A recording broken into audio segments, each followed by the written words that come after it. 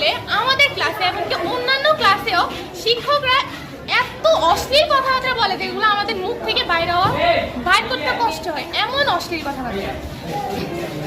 শুধু একজনই বলে, এখানে সব টিচারকে দোষ দিলে হবে না, ওনারা অনেকে ভালো আছে, আবার অনেকেই খারাপ। ওনাদের মধ্যে একজনে অশ্লীল কথাবার্তা একদম বেশি বলে। স্যার, মাস্ক পরাটা কি কোনো অপরাধ? মাস্ক পরাটা তো নিশ্চয়ই কোনো অপরাধ না, আমরা তো ক্লাসের সময় মাস্ক খুলি, কিন্তু স্যাররা যে মুখ থেকে মাস্ক টান মারি নিয়ে নেয়, নাক ফুল ফালাই দেয়, চুলের মুঠি ধরে টান মারি, এগুলো কি কোনো স্যারের করে? এগুলো কি কোনো স্যারের বৈশিষ্ট্য? কোনো স্যার কি কখন এগুলো করতে দেখেছেন বলেন আপনি? আমাদের স্কুল, আমরা তো মুসলিম, আমরা তো 5 ওয়াক্ত নামাজ পড়ি।